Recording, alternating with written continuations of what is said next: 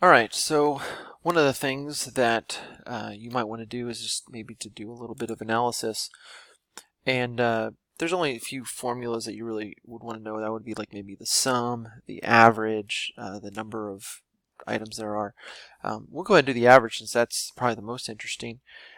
I will just say, just as a real quick way, if you've got some data and you just want to know real quick, what's the average, if you just select all of it and then follow me down here to the bottom right, you'll see there's a sort of a quick calculator type thing. Now the sum is 420%, but I'm more interested in the average, and I can click on average right there, and that'll show up. If I can actually select different things, and immediately down there it's going to show up. I'm going to go to the most interesting one, which is the grade. And this is nice. It shows me other things as well. It shows me the minimum and the maximum and the count and the count numbers. All of those are formulas, and I'll show you how to do those really quickly. I'm going to label this. This is sum, then average, then max, then min, then count, and count numbers. And anytime you want to do a formula, you just hit the equals, and then sum is literally the word sum, and then an open parentheses, and then you go up and you select the range of values. So I'm going to click here and go all the way down to there, and I'm going to close the parentheses and just hit enter, and that's where you get, okay, the sum is 420%.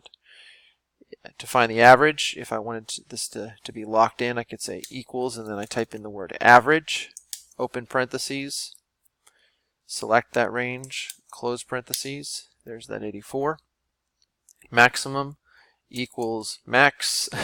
What's nice is the kind of little tooltip text here, maximum value in a numeric data set, so open parentheses, select all of that, close parentheses, 100% equals minimum or min, select the range, close parentheses, count, so equals count, and this is the number of numeric values in a data set. So I'll kind of show you the different, actually this is count numbers. Okay, so I'll do count and I'll do open parentheses, and I'm actually going to select the word grade and all the rest of those so you can see the different here. So this is close parentheses. So this is actually the count numbers, I'll say count numbers. And then this is count cells, I guess. And then this is another option. I don't know, I hardly ever use it, but just in case you're curious, if you do count A, this is the number of values in a data set. So I'll select grade all the way down here and close the parentheses. And you can say 6, and the reason is because this count A includes that right there, the word grade in this cell. Meanwhile, the count numbers, which is just using the count formula, does not count that. It's only going to count the numeric cells. Okay, and what's really nice about all of these is that if at any time I change this, I'll change this one to a 10, you'll notice the average and the sum changed. My 20 now, that was actually a 2. So that changed my sum, my average, my maximum, and my minimum. All of those changed. So I don't have to do anything else. This is live, so to speak, these updates and so on and so forth. Okay. So let's say that my highest, didn't get a lot of really good grades. They had a 16. So, my average here is a 59, and I don't really like that average. Maybe this is a hard test, or there's one of them I want to throw out. So a traditional way of handling that would be to have some sort of curve. And let's say I'm going to give everybody a curve of 5%. So one way, I could literally just do, okay, this is 55%, and I could do this as 85%, and I kind of go through manually, but what's the fun in that? It's more interesting to just change this number and then say, oh, what if I want to change it to 6% or 10%? How would the numbers look and everything like that? So what we can do is I can say, all right, I want this cell right here. I'll give it a label. I'll say grade with curve, and I'll say equals that percent, right? This number right here, what their raw score was, so to speak, plus, or the raw percentage, the 5%. And what do you know? That's 55%. That looks pretty good. I'm going to copy that and I'm going to paste it right here. And you would think that it's going to show 85%, but it's not. And the reason is because when I double click on this, it's still choosing the formula, the number over here on my left, but now it's choosing this guy up here.